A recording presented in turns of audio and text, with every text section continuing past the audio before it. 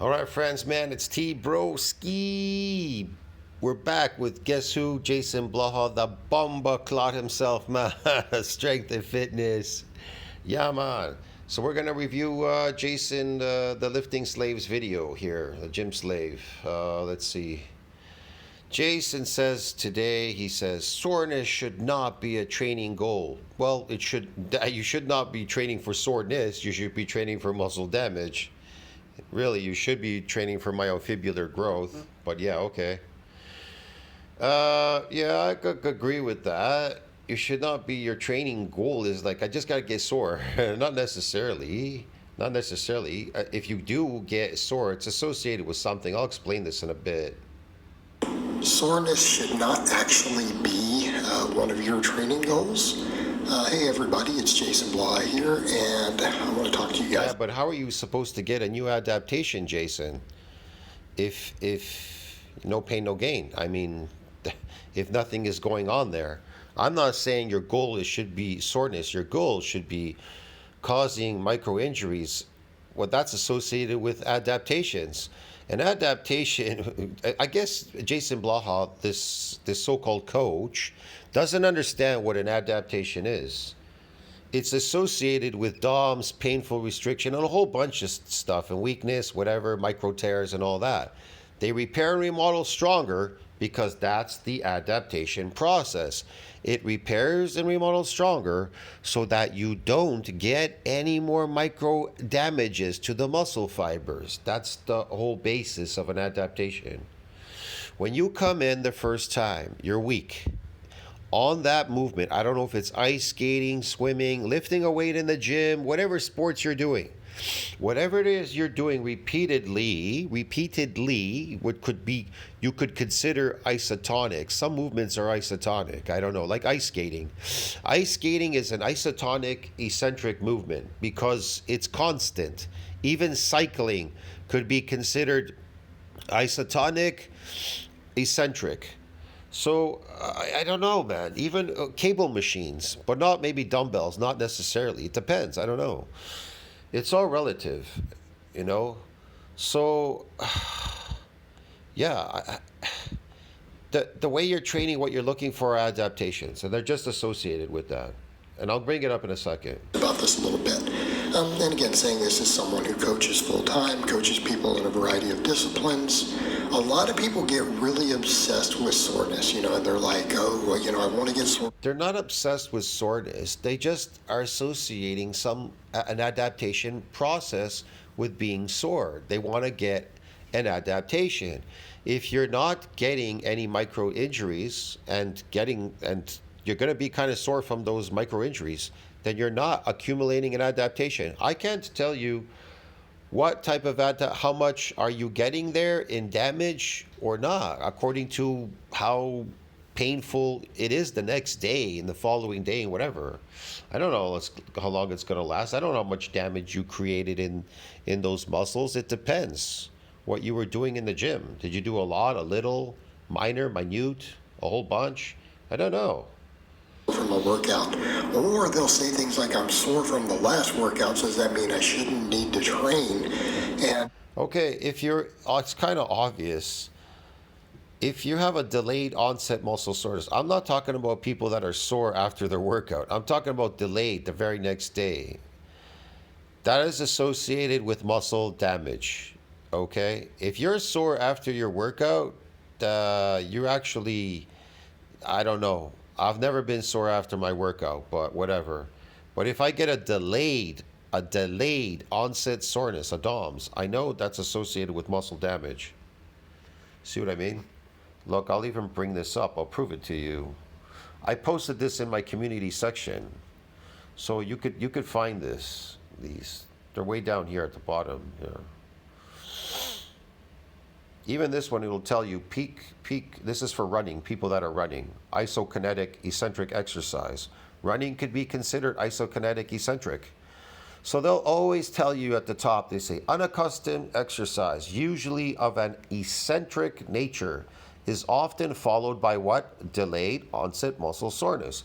So something you're doing unaccustomed, unfamiliar, is going to get you a new adaptation. What is an adaptation? What is an adaptation? What is it? It's the protective effect against getting another adaptation. That is the whole point. Your body will rapidly adapt by repairing and remodeling this damage. An adaptation means that you got damage in your body. There's something happened to your body. So the body rapidly adapts to protect, like from alcohol poisoning. You're poisoning yourself with alcohol, marijuana. That's why marijuana stops working. You gotta smoke more and more of it because it's a protective effect. It's constantly protecting, and these things stop working, like steroids. You inject steroids, they're toxic. Your body is rapidly adapting to it, so then they don't work the dosages. So what do? You keep injecting higher and higher dosages. Okay, so it's like in the gym. They run out of these adaptations. So what do? I gotta lift a heavier weight. You understand me? The first thing that comes to mind at people in their head is, I have to lift a heavier weight so that I can get bigger. If I lift heavier, if I get it stronger, I'll get it bigger. Well, if you lift heavier, you may get an adaptation, but you may not, because maybe you're doing too much of the concentric as opposed to the eccentric. You don't know what you're doing in the gym, what you're shooting for. You just think, I have to lift a heavy weight. And you may not be getting enough eccentric exercise because that's what's associated with adaptations. It gives you muscle damage, and then it repairs and remodels bigger and stronger. Again, your food, your body can adapt to your food. Your food is not working anymore. You say, but I'm eating a lot. I'm eating a lot at home. Yeah, you're eating a lot, but your body's adapted to eating that lot. So you need to eat more. You need to eat more. Get it? You're not eating enough. Okay, so all these things are protective effects. So even eating 6 meals a day, your body rapidly adapts to 6 meals and there's no more adaptations. You've tapped them out. So it's time to move to 8, 9, 10, 20 meals a day. I don't know, okay? So just like in the gym, the first thing that comes to mind, it's instinctual. I gotta lift heavier. You should. You should strive to lift heavier to get a new adaptation, but focus on the eccentric and not on the concentric movement to get an adaptation. And it has to be repetitive. The more repetitive, the better it is for you. Let's say isokinetic, like it said there. So let's see. So previous studies have found that prior eccentric activity produces a training effect which reduces DOMs and morphological changes. It does. When you're chronically lifting, you've adapted. The aim of this study was to examine the effects of a prior bout of maximal isokinetic eccentric exercise on DOMs, strength lost in plasma creatine kinase. Well, you do lose strength when you get damaged and you get these DOMs. So, yeah, it's associated with that. That's why you got to take time off to rebuild and get stronger and come back stronger all the time. Physiological and neural adaptations to eccentric exercise mechanisms and considerations for training. Well, again, eccentric exercise is characterized by initial unfavorable effects, such as what? Subcellular muscle damage, pain, listen to the word pain, DOMS, reduced fiber excitability, and initial muscle weakness. And so these are the adaptation processes. However, stretch combined with overload, as in eccentric contractions, is an effective stimulus for inducing physiological and neural adaptations in training. You understand? Do you people understand what adaptations are? Look, in a concentric exercise, you're always going to get eccentric. You will get eccentric unless you just drop it. You fly it, throw it up and down in the air. Now on the OHP, you're definitely going to feel the eccentric exercise on OHP. On bench press, you're going to feel the eccentric exercise. But when it comes to deadlifting, a lot of people don't focus on the eccentric. They drop the weight. They lift and drop without getting enough eccentric.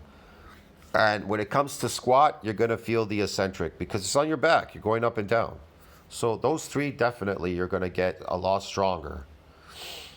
Yeah, it'll make your body a lot stronger and bigger. That's why people that deadlift, they always complain, I'm lifting a heavy weight, but I'm not getting any bigger.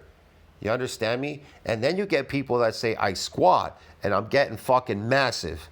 So what's the difference? Think about it. What is the difference between people that squat and they move higher and higher and higher in weight because they get the eccentric movement? If they get the eccentric movement, that's associated with muscle damage. The progenitor will come out, split, divide, increase in number. They'll repair and remodel stronger. It'll even donate its nuclei to synthesize more protein. So why is what do you call it? Fucking squat more superior to deadlifting? Because you're getting the eccentric movement. You understand me? Again, in science, they'll tell you the most superior exercises is squat and bench press. Squat and bench press are the two most superior exercises. They don't say anything about OHP much because I think the difficulty of it, I'm not really sure. And deadlift. They never mention deadlifting or OHP. They always mention squat and bench press in science when they're doing tests. I don't know why. Those are the two, okay?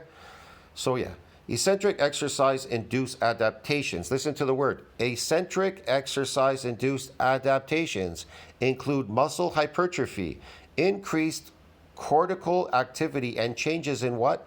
In motor unit behavior. So if you want to change motor unit behavior, you need that eccentric exercise.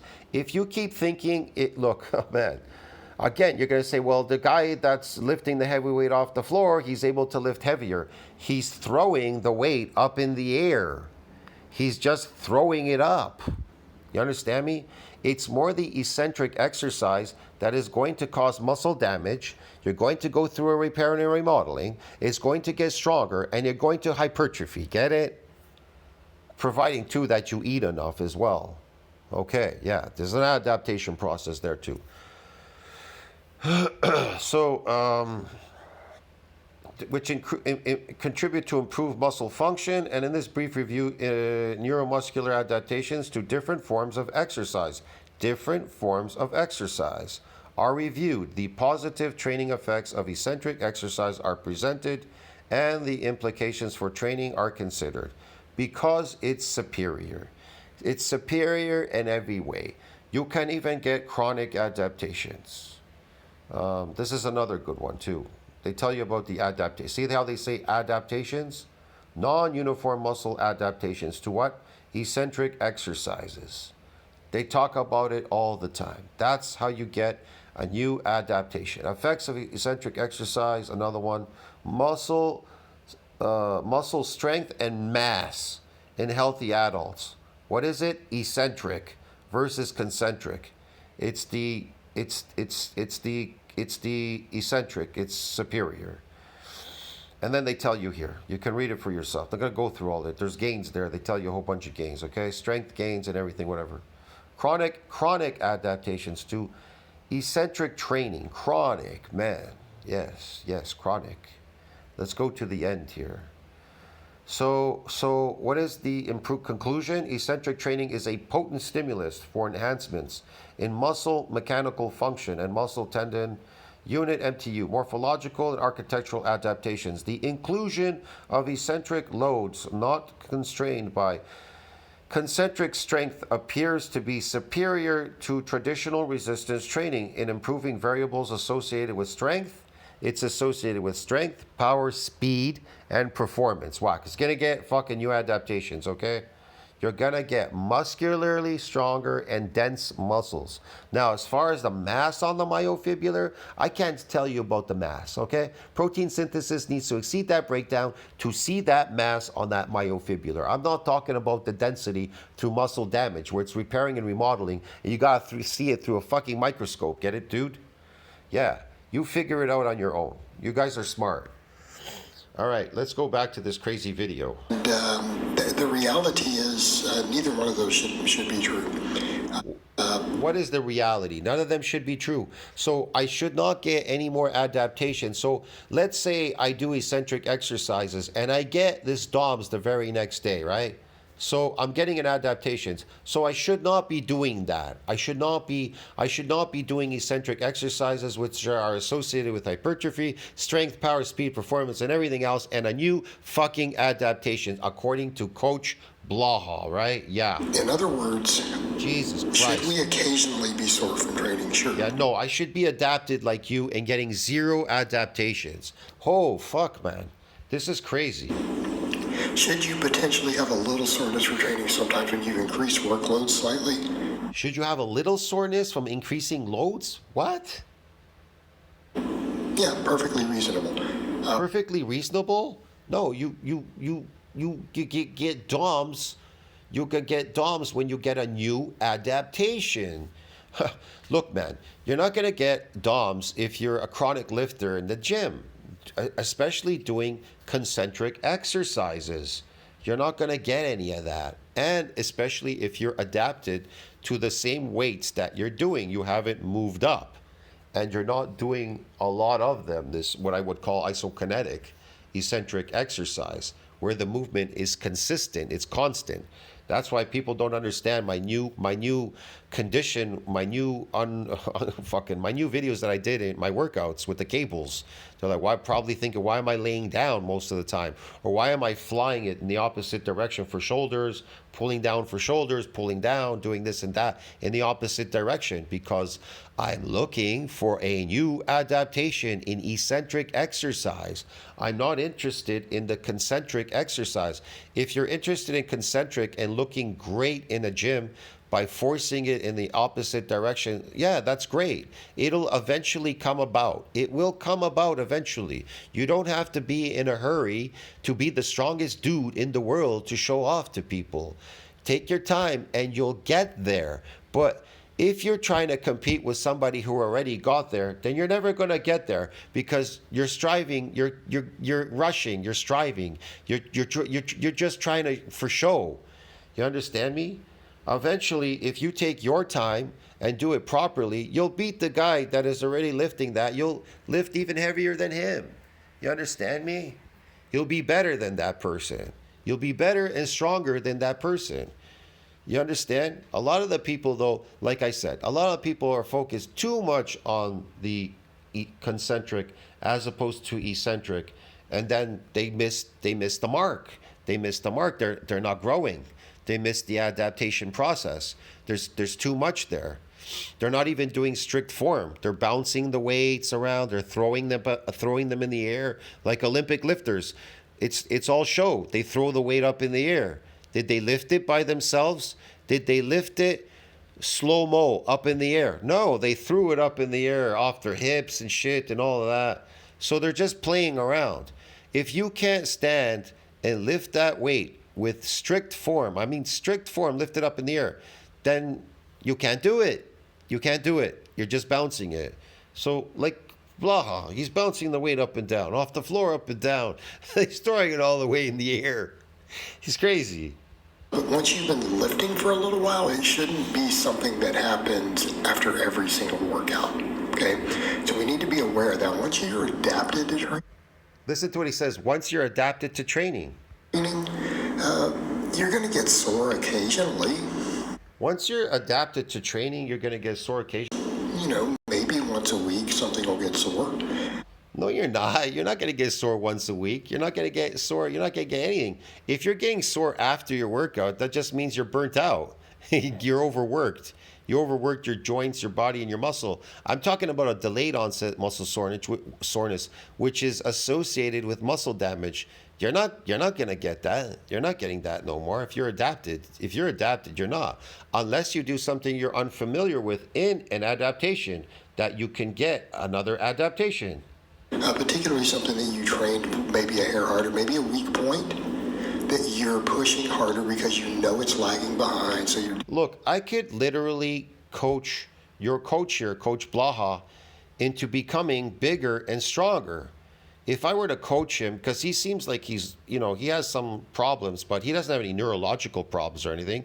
He can grow at this age. He can get stronger and grow much more muscle and get more adaptations. I can literally coach him to become bigger and stronger. Yeah. But he's stubborn. doing more volume than your other body parts and things, and it's dealing with some novel. Even his clients, I can change them rapidly, their bodies, by getting them to do new things to get new adaptations. I will constantly circulate them around different exercises, different machines, and doing different things in the gym so that they can get a new adaptation. Plus, I would change their diet as well.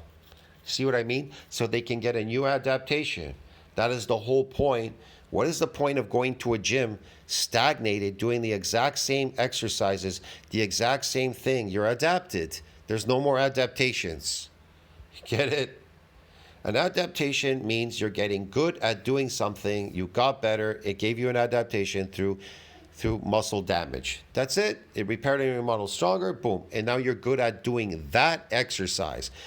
Now, if you've never done cable machines laying down, that's going to be a new adaptation. Your body's going to rapidly adapt by making you stronger and better at it by giving you a new adaptation. It's going to cause muscle damage. It's going to repair and remodel stronger. That's how it works. Get it, man? Yeah. Training stress, sure, absolutely, that may happen. And it can be a useful metric there a little bit, right? So let's say your biceps have been lagging or your hamstrings, and so you're giving them more volume than your other body parts because you're trying to get them caught up. Maybe you're trying some new exercises for them, so a novel training response, and then they get a little bit. Yeah, a new exercise. Something that you're unfamiliar with, so you can get a new adaptations. Yes, Jason. Sore the next day, right? Yeah, you'll be sore the next day because that's the adaptation process. You did something you were unfamiliar with.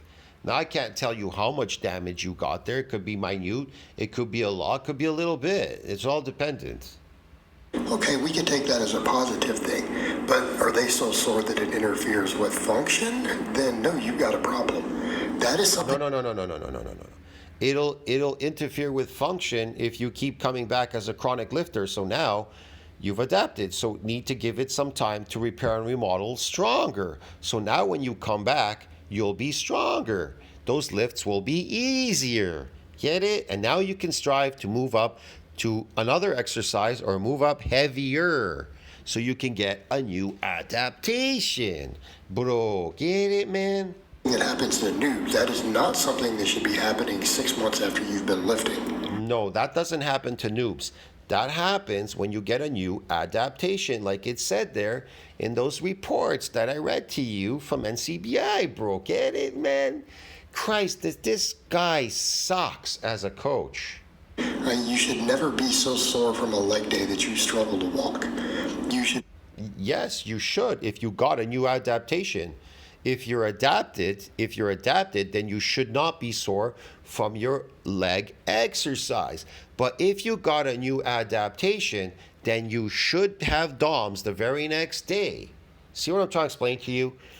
If you're going to the gym because you don't want any more adaptations, then don't do anything. Do the exact same things over and over again. Do you understand me?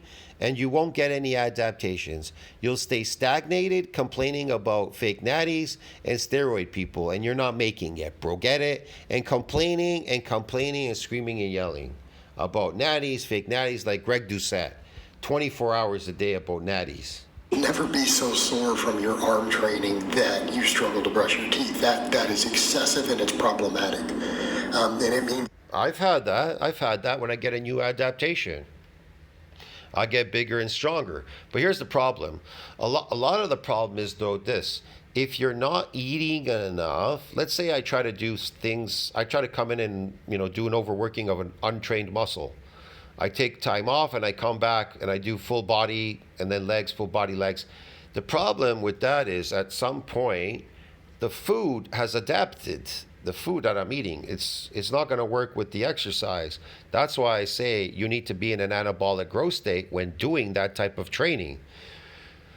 Look, if you're trying to eke out new adaptations and coming back every week after a repair and a remodeling of your muscle, coming back, and I say overworking of an untrained muscle, man, you need to be in an anabolic growth state or it won't work. It simply won't work. So that window is short. The success is short. It's going to come rapid, the gains. It's going to come fast. It's going to be a lot there going on.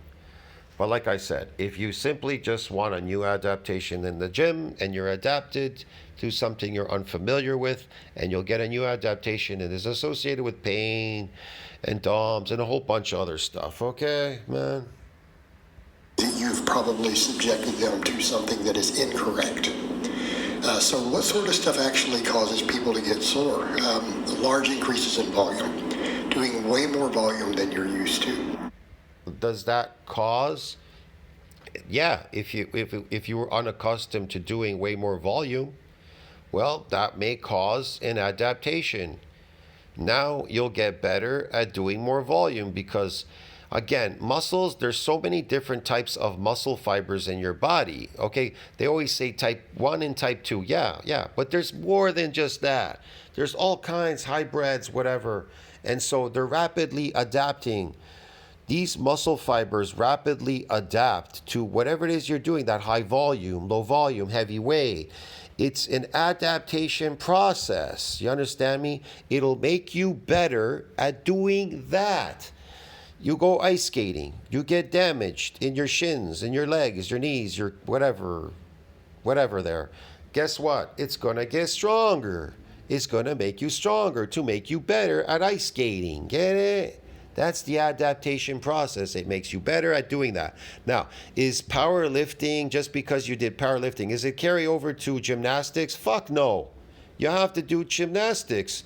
You need to do gymnastics to get an adaptation in gymnastics, to be good at that. If you're not good at doing like these monkey bars and shit, then you need to practice at doing them to get an adaptation there, to be good at them. That's the adaptation process. It makes you better at doing this exercise. If all you're doing is OHP, right? Or whatever it is they're doing here, or bench press, or OHP or bench press, then guess what? Then that's what you're going to get better at doing. Get it? It's an adaptation process. Well, that makes sense why noobs get sore. If you're used to... How can somebody, look, in order to get really good at running, then it's an adaptation process, running. You need to run. It's an adaptation process. I'm not saying that you going to the gym, maybe you got a few adaptations doing some squats in your legs and shit, will not increase the type 2 muscle fibers. They definitely will. They definitely will. You'll get some. And that should make you fast in running. But guess what? It won't make you faster than somebody that's getting adaptations in running. You understand me? Yeah. Because it's adapting and conforming to running, that adaptation. Nearly zero volume, any volume is a massive increase. And even if you've been training something like, let's say you've been doing whatever, 3 sets of squats in a workout and you go to 4 sets of squats, yeah, that might actually make a novice lifter sore. Okay? So, novel training response. Training... No, yeah, they're going to get it because they came in untrained. Too infrequently can actually cause soreness. A little more common, people who only... Too infrequently. I think he is mixing up soreness with DOMs. Getting sore is not DOMs. Work a muscle once a week. Right? So if you're training with too much volume, that can cause soreness. If you're only training a muscle once a week, that might cause soreness. Taking a deload, like for me, when in the past... Okay, that soreness is not associated with DOMs, so you're wearing your muscles out. You're wearing yourself out. That's all you're doing. I used to travel, and I'd have to take sometimes a week off from training, and when I would come back, my hard, normal workouts would cause me to get sore sometimes. Because my training frequency was too low, because it had been, 7 days or something since I had trained that muscle, 8 days. So accordingly, yeah, I would get sore. All right? Accordingly, he went away, something, he got sore? Yeah, I don't know. Whatever. So now you can see already why people who have 1 leg day a week, and they're trying to cram all their volume in there instead of something like an upper lower split, done twice a week, and they're doing higher volumes for legs, well, guess what? Of course they're getting sore a little more often. Their training frequency is probably not ideal, and they're trying to push really high volumes to compensate for only training a muscle once a week instead of, twice, or in some cases 3. So that could be a factor, right? So Again, want to eke out a new adaptation. You may want to go to the cable machine and tie it up with a belt and use the cable machines to do your legs. So you can get a new adaptation. Not just squatting. That's why they have leg presses, hack squat, and regular squat. Man, so you can get a new adaptation, but you've maxed out your adaptations on those machines. And so people try to strive to go heavier to get a new adaptation. That's why they say, I gotta get a stronger to get bigger. Well, not necessarily a stronger. You're gonna get stronger. It's you got to get a new adaptation so you can get muscle damage. It's not necessarily just force production that you're looking for. You want to get damaged, and then yeah, you'll get stronger too at the same time. You'll get stronger, physically stronger. the novel response, doing too much slow eccentric work can make you sore, which is again one reason I feel like people have over exaggerated. Doing slow eccentric work will get you sore. It will get you muscle damage. It will cause an adaptation, but not with a repeated bout of the same exercises. It's protected. So you need to move on to the next one. That the data showing that it causes better muscle growth is actually very slim, right? Very. Absolutely not. I just produced it in the beginning of the video.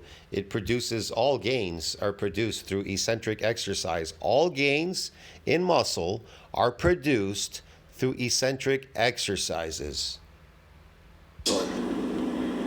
And we can debate whether there's any truth to it at all based upon the research and even the anecdote. Man, I just brought them up. There's millions of them. They're in the community section. I can bring up 10 million more if I need to. I can bury this motherfucking cheap-ass coach, this shitty coach, fake coach. But it does make you more sore. We know that it makes you sore. So because a lot of people then associate soreness with a good workout, they oftentimes, I think... No, then they're misconstruing. You should not be sore after your workout.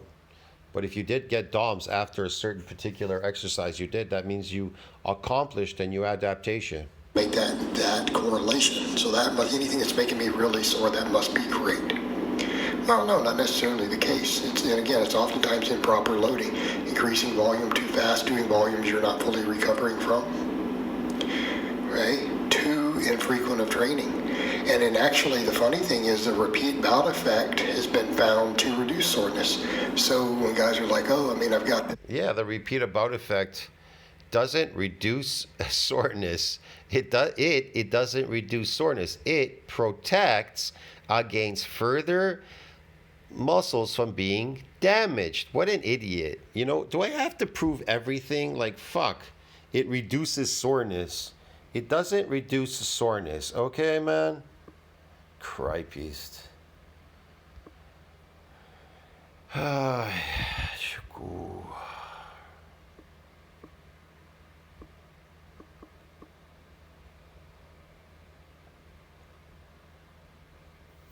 Repeated bout effect refers to the adaptation whereby a single bout of eccentric exercise protects against muscle damage from what? Subsequent eccentric bouts. So after you started doing your workouts in the gym, well, guess what? The eccentric exercise produces against muscle damage from subsequent eccentric bouts. The adaptation whereby a single bout of eccentric exercise protects against muscle for what? How does it protect it though? How does it protect it? By repairing and remodeling stronger. Get it? See, the repeated bout effect refers to adaptation whereby a single bout of eccentric exercise protects muscle against damage from subsequent bouts. While the mechanism of this adaptation is poorly understood, but we have significant recent advances in the understanding of this phenomenon. We do. I know what it is. I read it before. I can't read it in here. It's not going to tell you here. It tells you here. However, the unified theory explaining the mechanism or mechanisms for the protective adaptation remains elusive. The protective adaptation. So you don't build any more muscle. That's what it is. Okay, man? It's resilient from being busted with a second repeated bout. It's very simple. It's very simple. Yeah, it doesn't reduce soreness, the repeated bout effect. This program written, but I'm too It prevents muscle from being damaged with a repeated bout. That's what it does. sore. My chest is too sore from my Monday. I don't know if I should bench again on Thursday, even though I'm supposed to be doing it twice a week. It's like, well, no. Actually, if you go train those same movement patterns again with similar loads, the soreness will usually dissipate.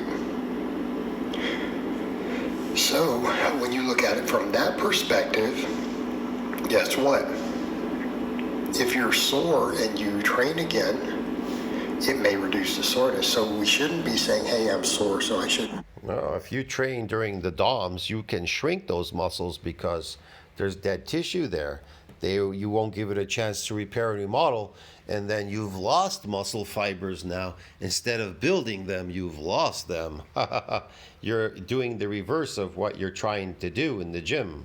Train. But the other thing to think about, guys, are like, well, I'm so sore, I don't think I can train without reducing the effectiveness. Well, if that's happening, it's time to step back and reassess your training because something is clearly wrong with your programming. So let's say you're training your chest twice a week or your back. Let's put it this way. Let's say you want to lift heavier weight. You want to lift heavier weight, but it's really hard for you on the concentric movement. You've maxed out the concentric. All right. Do a shitload of negative eccentrics. That's it. As heavy as you could go or whatever. There's a friend there. Maybe they can lift it and then you lower it. They lift it and you lower it. Whether it's cable machine, whether it's bench press, I don't know, fucking squat, whatever. I don't know, man. Okay? And so and then after a little while, you get some adaptations there. You come back. Now try to do that same concentric movement and you'll find it'll be easier. Yeah. Twice a week, Monday and Thursday. If you're so sore from your Monday workout that you still hurt on Thursday, it's not that you need to skip the training day. You need to change what you're doing on the Monday because it's clearly wrong. Like that is. No, I don't know if you should not be sore, but if that's DOMS, then you got an adaptation. And now you need to eat to repair and remodel those muscle fibers. Otherwise, they'll shrink. Never a good thing. 3 full days of soreness is completely inappropriate. Right? That is appropriate. If you're getting DOMS for 3-4 days, that means you have accomplished a new adaptation. Your coach is wrong. He's wrong. For almost any level of training experience, it means you are doing too much total volume, or you're throwing in too many new exercises, or you're doing too many really slow eccentrics. Because that's also at a point. That's great. Then you're doing things that you're unfamiliar with. If you're doing things you're unfamiliar with that you've never done before, you'll get a new adaptation. Yeah, just try not to repeat the exact same things because you're adapted to those already. Those muscle fibers that repaired and remodeled previously are adapted to those exercises. So now you need to do things that you're fucking unfamiliar with so you can get a goddamn new fucking adaptation, bro. Get it, man? Yeah. Where your quality of life is suffering and also your future workouts are suffering. That's why coach looks like shit. He's got newbie gains. He never got any. He's adapted. He never got any new adaptations. That's why he's crying about him and the steroids. He's got to take him and this and that and people's steroids. That. And then he's got to cry about being sore and getting an adaptation. Forget that. Don't do that. Maybe he's learning from my channel and he's like, fuck. I didn't know all these things before. Now I'm learning because that's why he's talking about repeated bout effect, this, that, eccentric movements, because that's all I keep talking about on my channel. And now he keeps talking about eccentric movements and that. He doesn't want you to do any of them because he knows you'll beat him because he's adapted and he sucks. He's gone. His ship has sailed. And so he wants you to fail. That's why he wants to recruit you and train you to be a lifting slave, but he wants you to fail at it. You can't train frequently enough to maximize muscle growth. See, listen to when he talks. He wants you to be a failure like him. Because the workout efficiency is being reduced because you're hurting? No, you're building. You're not hurting. You're building. You're building. And then when you come back stronger. You're building, and then you come back stronger. Yeah, that's how it works, Blaha. That's bad. You're going to get less gains. If it's reducing your... No, if you're building, you're not going to get less gains. You're going to get more gains when you build. That's how usually it works. You build, and then you come back stronger and bigger and stronger. Quality of life, you're going to be less inclined to want to train.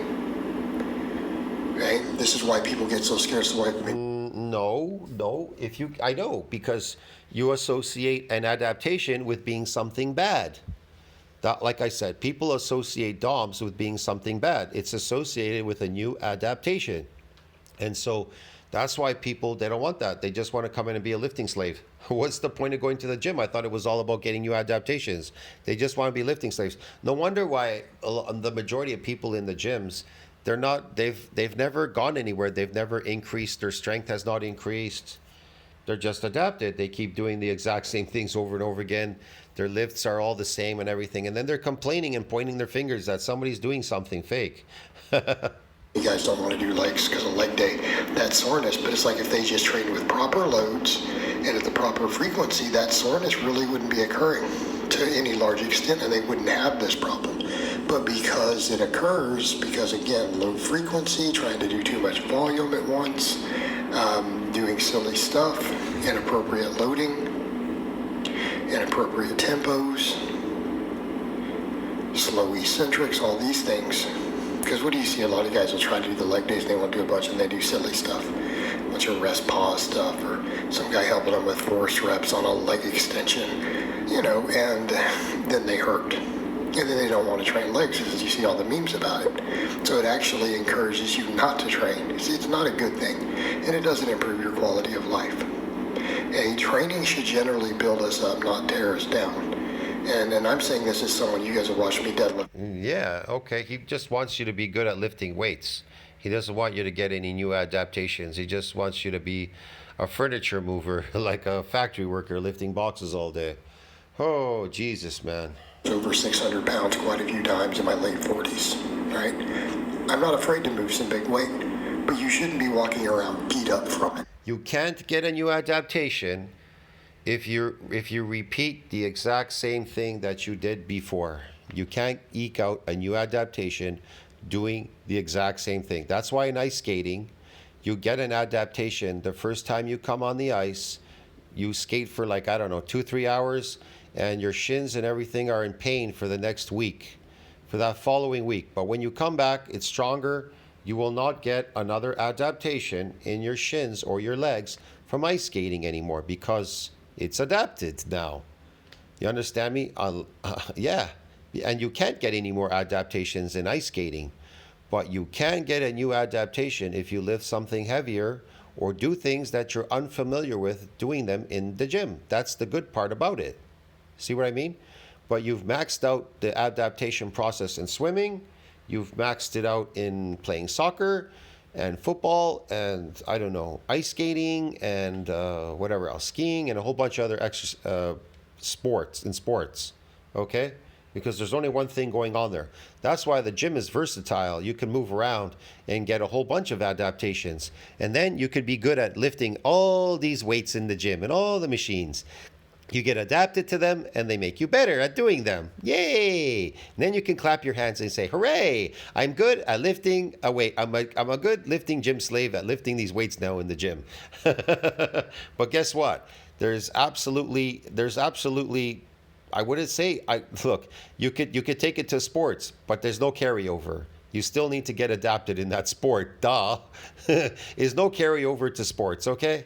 You'll get bigger and stronger. You'll get bigger and stronger in a gym. You'll get better at doing these machines. You'll get adapted to them, becoming better at doing them. Yeah, lifting this weight.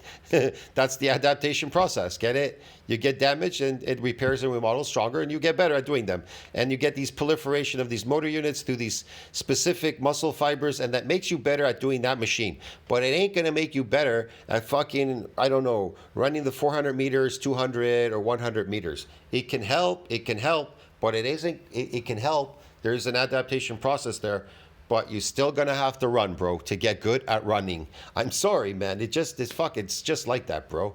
That's why I mentioned to runners, you should start doing some. You've maxed out the flat and fast. You should start doing some downhill running.